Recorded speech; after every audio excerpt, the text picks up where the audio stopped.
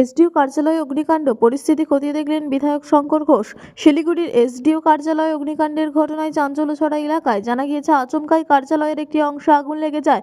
খবর পেয়ে দ্রুত ঘটনাস্থলে পৌঁছায় দমকল বাহিনী এবং দীর্ঘ চেষ্টায় আগুন নিয়ন্ত্রণে আনে। ঘটনায় বড়সড় কোনো হতাহতের খবর নেই বলেই প্রশাসন সূত্রের খবর। অগ্নিকাণ্ডের জেরে কার্যালয়ের বেশ কিছু নথিপত্র, আসবাবপত্র ক্ষতিগ্রস্ত হয়েছে বলে অনুমান। আগুন লাগার প্রকৃত কারণ এখনো স্পষ্ট নয়, তবে প্রাথমিকভাবে শর্ট সার্কিট থেকে আগুন লাগতে পারে বলে মনে করা হচ্ছে। ঘটনার পরপরই প্রশাসনের তরফে তদন্ত শুরু হয়েছে। অগ্নিকাণ্ডের খবর পেয়ে এসডিও কার্যালয় পরিদর্শনে আসেন শিলিগুড়ি বিধায়ক শঙ্কর ঘোষ। তিনি ক্ষতিগ্রস্ত অংশ ঘুরে দেখেন, সংশ্লিষ্ট আধিকারিকদের সঙ্গে কথা বলেন।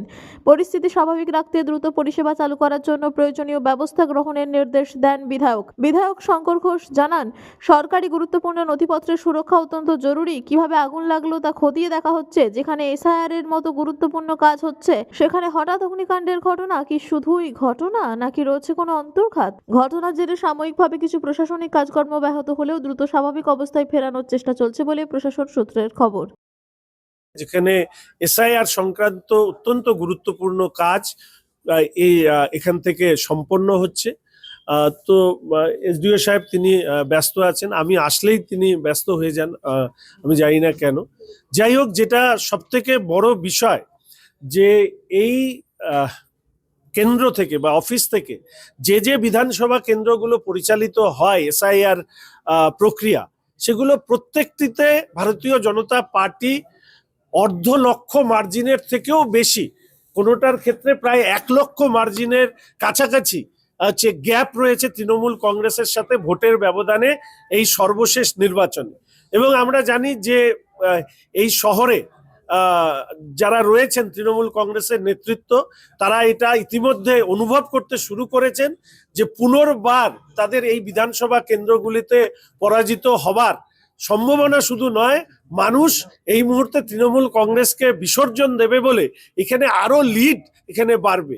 ফলে এসআইআর প্রক্রিয়াকে ডিসরাপ্ট করবার জন্য কোনো ধরনের অন্তর্ঘাত হয়েছে কিনা, অথবা এটা যদি দুর্ঘটনা হয়ে থাকে, এই ধরনের অফিসে এই ধরনের এই সময় দুর্ঘটনা নিশ্চিতভাবে বিভিন্ন সন্দেহের উদ্রেক করে।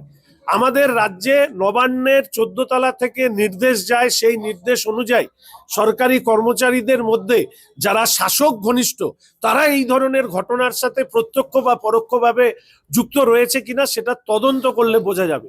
কিন্তু এই তদন্তই যারা করবে, সেই সোর্সের মধ্যে ভূত থাকতেই পারে। ফলে এই বিষয়ে আমি ইলেকশন কমিশনেরও দৃষ্টি আকর্ষণ করতে চাই, যারা অন্তত এই পুরো বিষয়টি এসডিও দপ্তরে, যেখানে এসআইআর এর প্রক্রিয়া চলছে, এইরকম একটি দপ্তরে এই ধরনের আগুন লাগার ঘটনা নিশ্চিতভাবে সন্দেহের উদ্রেক করে, এবং এই সন্দেহ নিরসন করবার ক্ষেত্রে এই দপ্তর এবং ইলেকশন কমিশনকে দায়িত্ব নিয়ে আমাদের সাধারণ মানুষকে আশ্বস্ত করতে হবে। কোনো নথি পড়েছে কিনা সেটাও নিশ্চিত নয়, বা অ্যাডমিনিস্ট্রেশন কিছুই জানাচ্ছে না। না, আমি ব্যক্তিগতভাবে কারো বিরুদ্ধে কথা বলতে অভ্যস্ত নই এবং রুচিহীন ভাষা প্রয়োগ করতে অভ্যস্ত নই। আমি শুধু এইটুকু বলতে পারি, 4 বার এসছি, এসডিও সাহেব 4 বারই তিনি হচ্ছেন মিটিংয়ে ব্যস্ত, ভিসিতে ব্যস্ত, জেলা শাসক ফোন ধরেন না। This is the way they lead.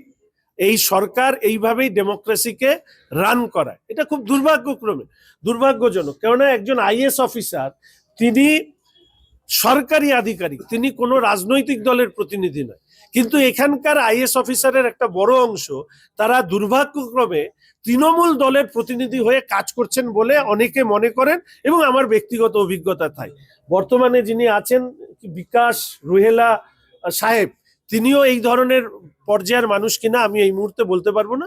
তবে এটা ঠিকই যে একজন জনপ্রতিনিধি হিসাবে বিরোধী দলের চিফ হুইপ হওয়া সত্ত্বেও উনি যেভাবে দেখা করেন না, এটা নিশ্চিতভাবে আমাকে নয়, উনি আসলে শিলিগুড়ির মানুষকেই অসম্মান করেন। এই ঘটনার পরে আপনার মূলত দাবিটা কি? আমার দাবি দুটো। এক, তদন্ত হোক, ইসিআই কে হস্তক্ষেপ করতে হবে, এবং এই ঘটনা যাতে উচ্চ পর্যায়ের বিচার বিভাগীয় তদন্ত করবার মধ্যে দিয়ে এই বিষয়, কেন এই ধরনের ঘটনা ঘটলো সেটা সামনে নিয়ে আসা হোক, ভবিষ্যতে যাতে এই ধরনের ঘটনা না ঘটে এই নয়, এবং ফায়ার অডিট সেটা করতে হবে, এবং এই ধরনের ঘটনা যাতে না হয় সেটা নিশ্চিত করতে হবে। বিষয় হচ্ছে যে পরপর দেখি রাজ্য সরকার অনেক সময় ফায়ার সেফটি রুলস ইত্যাদি ইত্যাদি কথা বলেন, কিন্তু একটা গুরুত্বপূর্ণ অফিস যেখানে আজকে দিনে একটা গুরুত্বপূর্ণ এসআইআর কাজ চলছে, সেখানে কিভাবে আগুন লাগলো, এখানকার ফায়ার সেফটি মেজার্স কি আছে সেগুলো সুনিশ্চিত করা দরকার। এবং সাধারণ মানুষকে বলতে হবে যে একটা গুরুত্বপূর্ণ অফিসে যেখানে প্রচুর ডকুমেন্টস তৈরি হচ্ছে, প্রচুর লোক এখানে ডোমিসাইলের জন্য আসছেন,